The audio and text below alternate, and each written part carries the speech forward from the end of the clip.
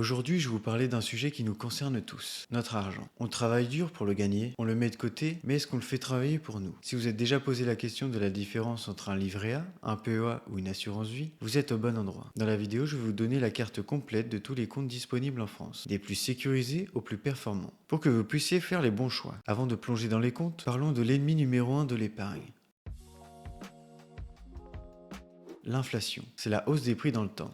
L'INSEE nous dit qu'elle tourne en moyenne autour de 2% par an en France. Imaginons que vous ayez 10 000 euros aujourd'hui, avec une inflation moyenne de 2% par an. Dans 10 ans, votre argent aura toujours l'air de 10 000 euros, mais en réalité, elle vous permettra d'acheter l'équivalent de 7 810 euros. C'est comme si vous perdiez 2 190 euros sans dépenser grâce à un impôt invisible. Donc concrètement, si vous laissez votre argent dormir sur un compte sans intérêt, vous perdez du pouvoir d'achat chaque année. C'est pour ça qu'épargner c'est bien, mais investir c'est ce qui vous apportera de la liberté, vous permettra de réaliser vos projets ou tout simplement protéger l'argent de l'inflation. Mais surtout pour nous, les jeunes, on le sait, notre génération n'aura peut-être pas de retraite ou une retraite misérable. Donc vaut mieux la préparer et en avoir deux que de faire confiance à un État qui n'a jamais généré de bénéfices depuis plus de 50 ans. Soyons honnêtes, ce chiffre ne représente pas toujours la réalité. Le prix de la viande, de l'essence ou de l'énergie n'a pas augmenté que de 2%. Donc prévoyez au moins 3% d'inflation par an. Au pire, vous auriez plus de pouvoir d'achat. D'ailleurs, je ferai une vidéo dédiée pour décortiquer ce fameux panier qui correspond à aucune personne et qui sert à vous manipuler. On va commencer par la base, les comptes d'épargne sécurisés et réglementés, avant de voir les comptes d'investissement qui ont un vrai potentiel de battre l'inflation sur le long terme. Et après, je vous parlerai des stratégies que vous pourriez mettre en place pour vous et vos enfants.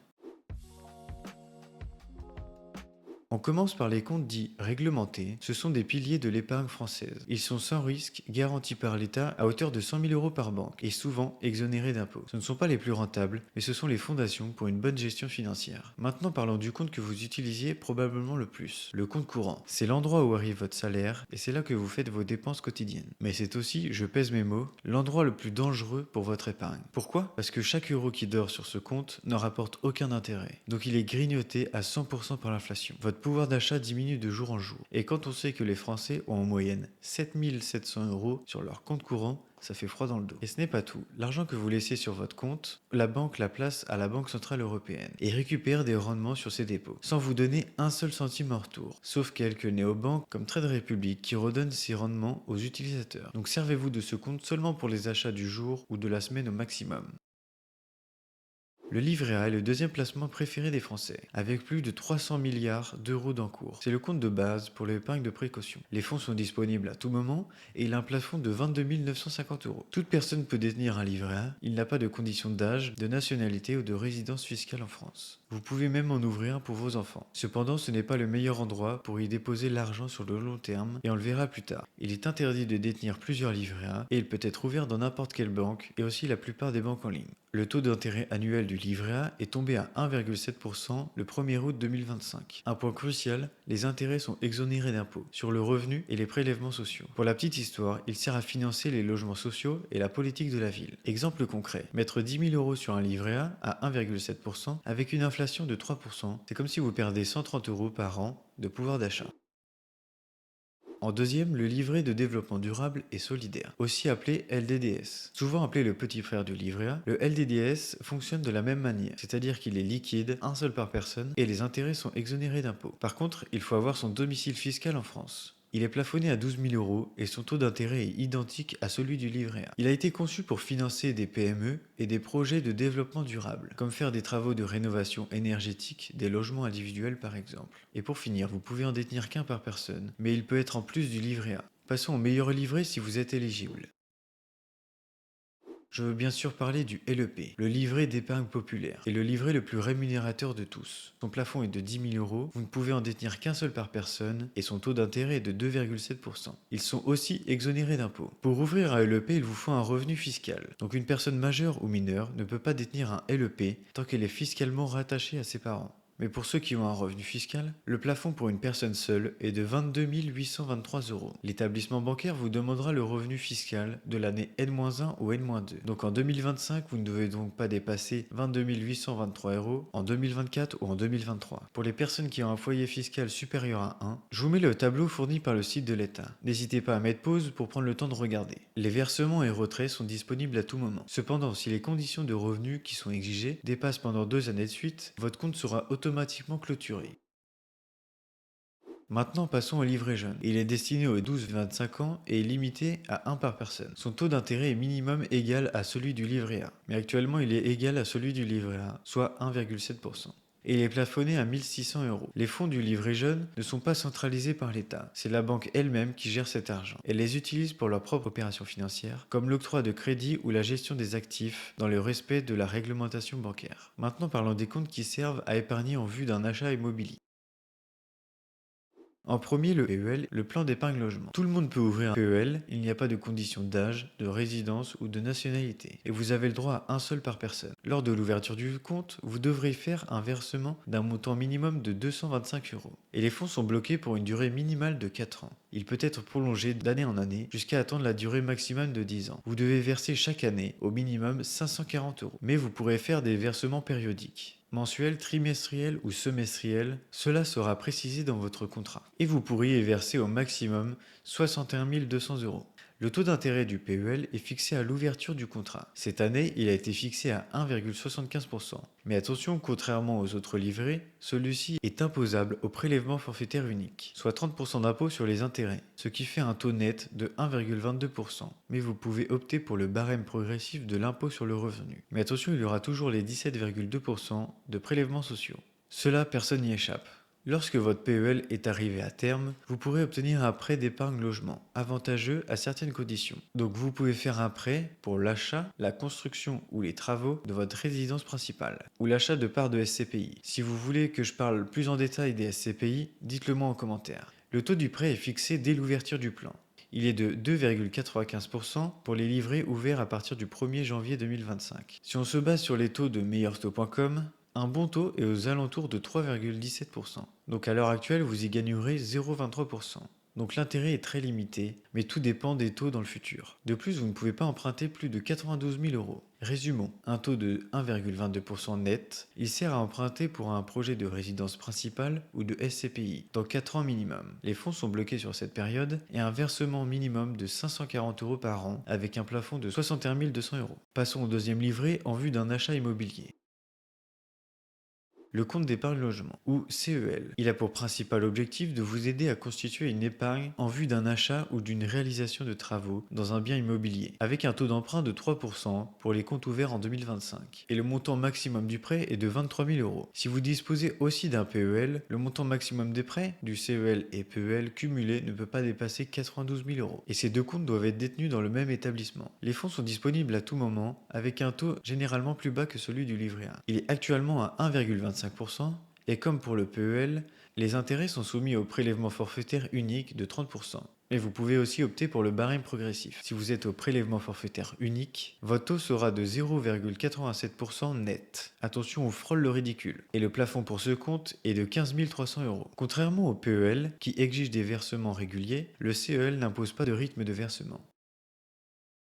Le compte à terme, CAT, qui est un placement d'épargne qui vous permet de bloquer une somme d'argent pour une durée déterminée, allant d'un mois à 5 ans. En contrepartie de cette immobilisation, votre capital vous garantit un rendement fixe, progressif ou variable, mais souvent connu à l'avance. C'est un produit sans risque à capital garanti pour placer de l'argent que vous n'avez pas besoin à court ou moyen terme. En septembre 2025, pour des durées de placement longues de 4 à 5 ans, les taux bruts les plus intéressants se situent généralement entre 2,6 et 3%, sur lesquels on applique la flat tax de 30% ou le barème de l'impôt sur le revenu, soit 1,8 et 2,1% net. Il est moins flexible que le livret A, car retirer vos fonds avant la date d'échéance peut entraîner des pénalités. Une fois l'échéance atteinte, vous récupérez votre capital majoré des intérêts. Et pour finir, vous pouvez détenir plusieurs comptes à terme sur plusieurs durées. Voilà, on vient de passer en revue tous les comptes réglementés. Le livret A, LDDS, LEP, livret jeune, PEL, CEL et même les comptes à terme. Tous ces comptes sont limités à un per personne, sauf le compte à terme, mais tous cumulables les uns avec les autres. Et ils ont tous un point commun, la sécurité. Ton argent est garanti par l'État à hauteur de 100 000 euros par banque. Tu peux récupérer ton argent à tout moment, hors le PEL et le CAT. Et surtout, les intérêts sont souvent exonérés d'impôts. Mais, en contrepartie, les rendements restent très faibles, aucun ne bat les 2% optimistes de l'inflation, sauf le LEP. Et comme on l'a dit au début, laisser tout ton argent sur ces supports, c'est perdre du pouvoir d'achat petit à petit. Donc la bonne stratégie, c'est de voir ces comptes comme des fondations. Ils servent à construire ton matelas de sécurité et à prévoir des projets à court terme, comme l'achat immobilier. Mais si tu veux réellement faire travailler ton argent sur le long terme et potentiellement battre l'inflation, il faudra passer à l'étape suivante, les comptes d'investissement, comme le PEA, le CTO, le PER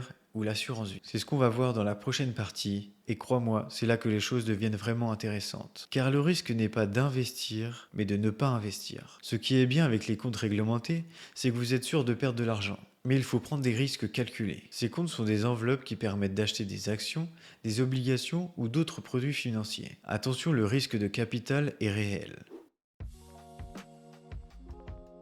Commençons par l'enveloppe de base que vous auriez à l'ouverture de chaque courtier. Le CTO. Pour ouvrir le compte titre, il vous faut être majeur et résident français. Et vous avez le droit à ouvrir autant de comptes que vous voulez, mais attention à ne pas vous perdre. Vous pouvez investir dans tous les instruments cotés en bourse du monde entier. Que ce soit américain, chinois ou même le Zimbabwe, la seule restriction sera au niveau des courtiers. Je vous mets en description les courtiers que j'utilise, avec des avantages à l'inscription.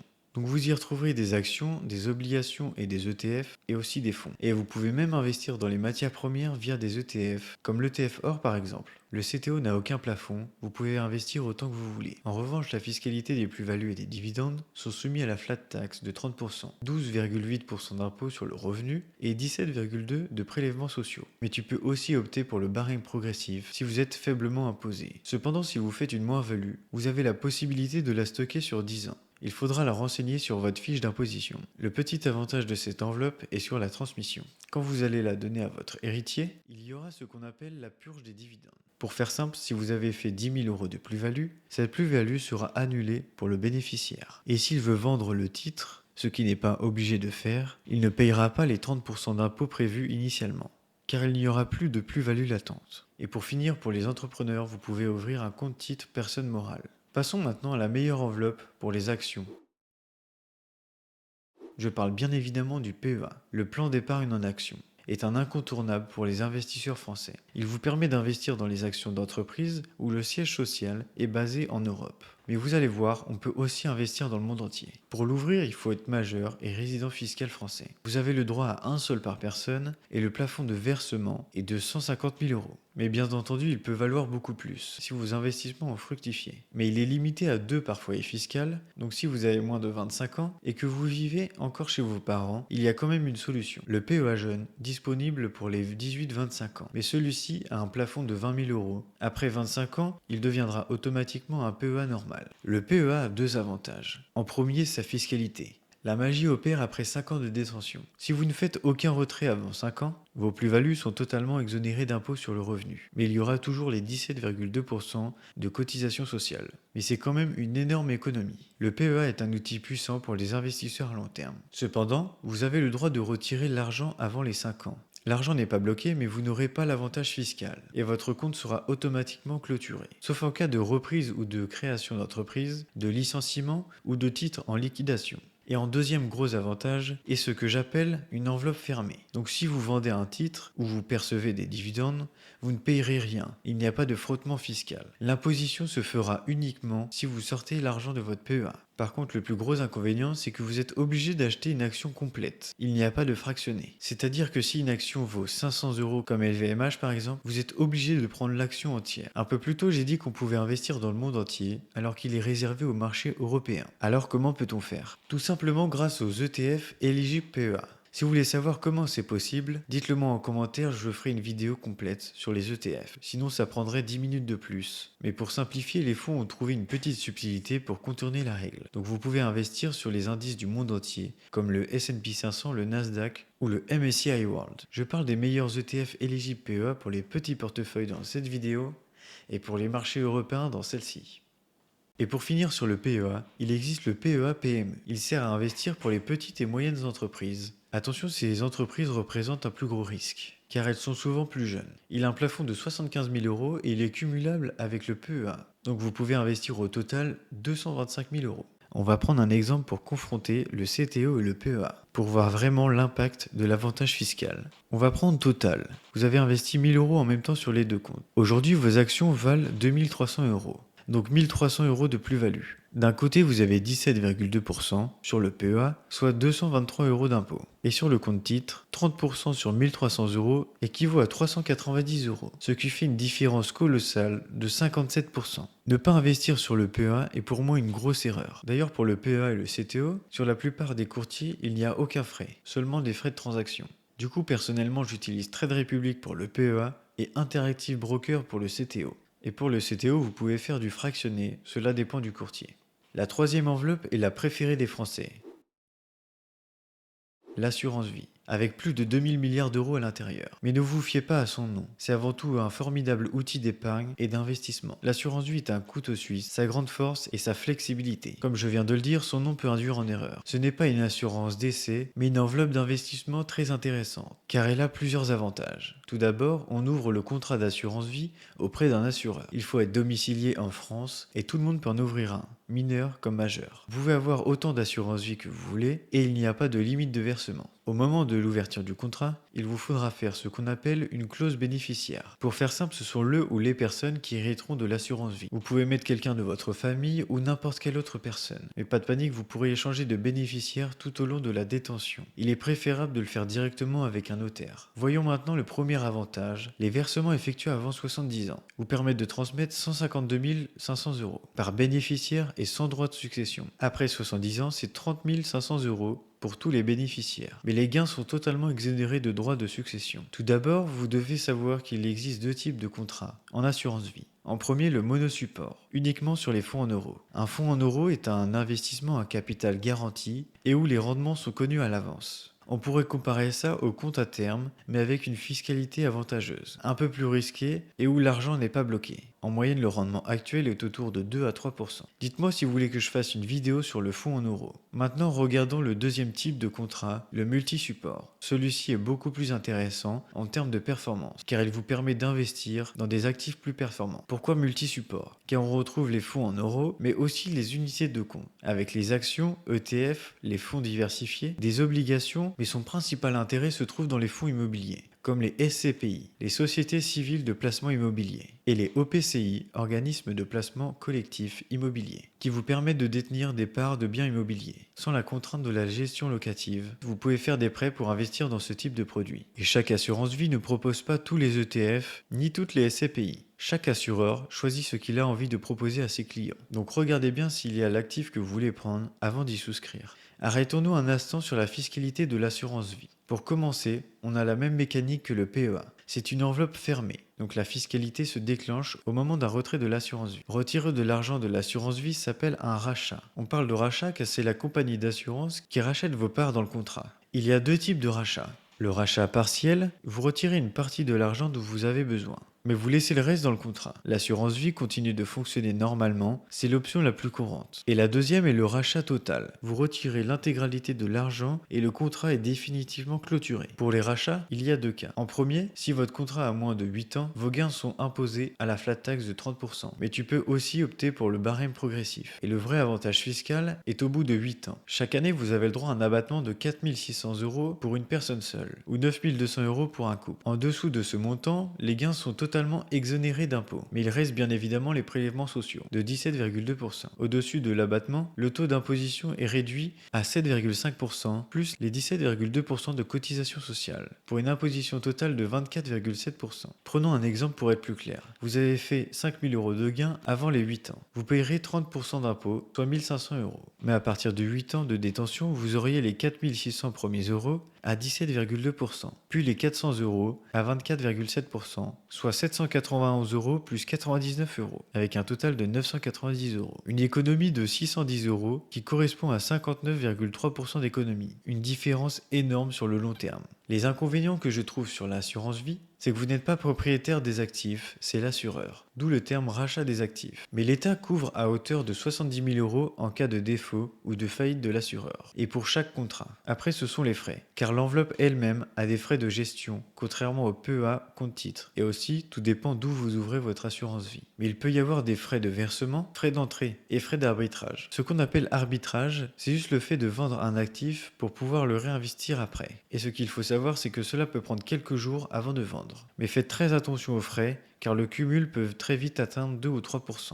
Et la différence entre 2 et 3% sur 30 ans, avec 100 000 euros investis, est un manque à gagner de plus de 60 000 euros. Et pour finir, il y a deux types de gestion, pilotée et gestion libre. Donc en piloté, vous aurez des frais de gestion supplémentaires, car c'est l'assureur qui gère tout. Je vous le déconseille sauf s'il a une bonne performance et des frais très faibles. Il y a aussi ces deux types de gestion sur le PEA. L'assurance vie est un outil formidable avec une polyvalence incroyable et elle est capable de s'adapter à de nombreux projets de vie. Cependant, si votre seul et unique objectif est de préparer votre avenir financier sur le long terme, c'est-à-dire votre retraite, alors il existe un outil bien plus spécialisé et fiscalement optimisé. Le plan d'épargne retraite, ou PER, est un outil dédié pour la retraite. L'argent que vous y placez est, sauf exception, bloqué jusqu'à votre départ en retraite. Il y a 6 cas où vous pouvez récupérer votre argent: le décès de votre conjoint, l'invalidité de l'épargnant, l'expiration des droits au chômage, le surendettement, la cassation d'activité suite à une liquidation judiciaire, et en dernier, à l'achat de la résidence principale. Mais attention pour celui-ci, car tous les versements que vous avez faits sur le PER seront réimposés. Donc si vous avez placé 20 000 euros sur le PER et que vous avez gagné 22 000 euros grâce à votre travail, le salaire, cette année-là, sur votre fiche de paye, vous auriez comme base 42 000 euros. Donc ça peut faire exploser votre taux d'imposition. Un peu plus tôt, j'ai parlé de fiscalement optimisé, mais pas pour tout le monde. Car le principal avantage est que les versements que vous faites sur votre PER sont déductibles de votre revenu imposable à hauteur de 10% de votre revenu maximum, avec un plafond de 34 194 euros pour les salariés, et pour les personnes dites non salariées, comme les entrepreneurs, ce plafond est de 85 780 euros. Donc pour un exemple, si votre tranche d'imposition est de 30% et que vous payez 3 000 euros d'impôts, vous pourriez déduire 900 euros d'impôts. Cela peut réduire significativement vos impôts chaque année. Et plus vous payez d'impôts, plus il est puissant. Avant de voir comment récupérer le capital, on va voir où on peut ouvrir un PER. Il y a deux types de PER différents. Le PER bancaire, où il est délivré par une banque, et l'autre PER assurantiel, proposé par des assurances. Il n'offre pas les mêmes garanties et investissements. Le PER bancaire, vous profitez de 100 000 euros de garantie grâce au fonds de garantie européen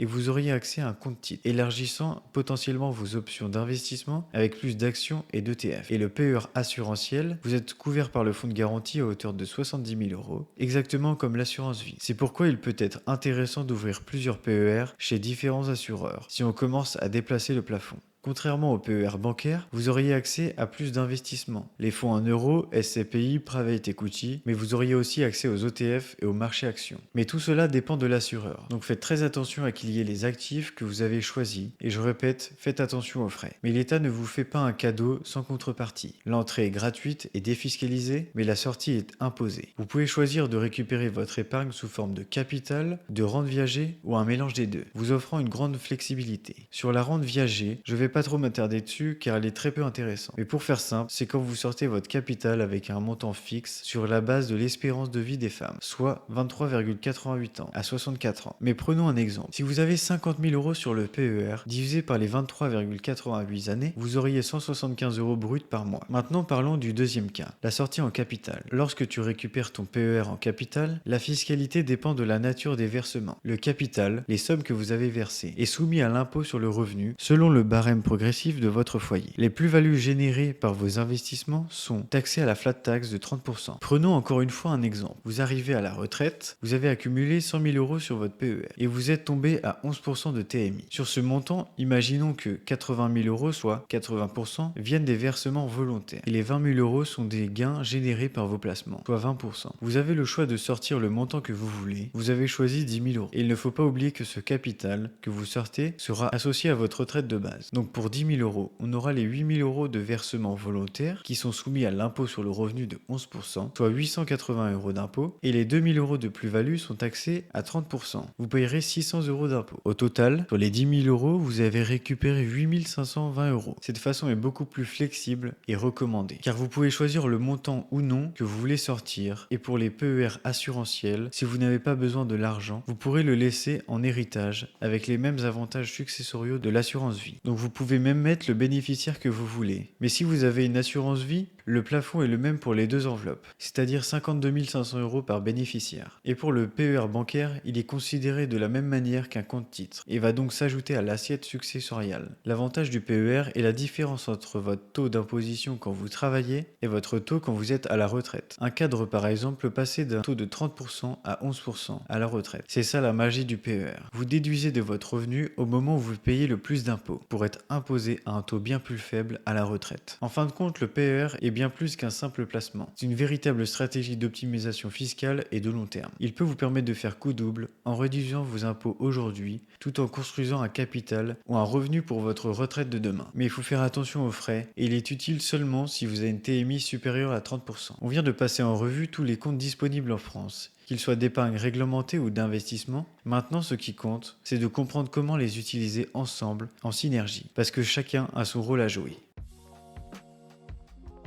Avant même de penser à épargner ou à investir, il y a une règle d'or. Dépensez moins que ce que vous gagnez.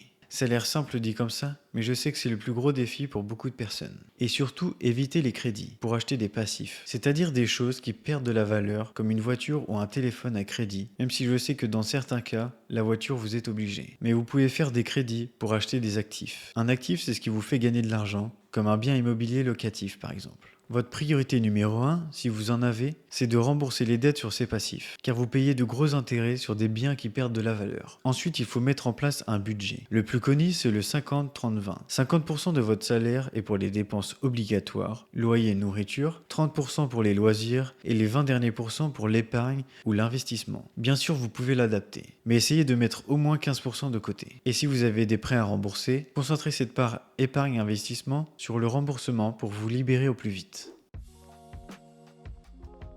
Après le budget et le remboursement des prêts, il faut absolument vous constituer une épargne de précaution. Ce filet de sécurité est indispensable avant d'investir. On dit souvent qu'il faut mettre entre 3 et 9 mois de dépenses mensuelles, mais le montant qui compte est celui qui vous rassure et qui ne vous procure aucune anxiété. Cette sécurité doit être placée sur des supports liquides et le meilleur est bien sûr le LEP. Et pour les gens qui ne sont pas éligibles, mettez-le sur le livret A ou LDDS. Une fois votre budget en place, vos dettes remboursées et votre épargne de précaution constituée, c'est le moment de passer à la troisième étape,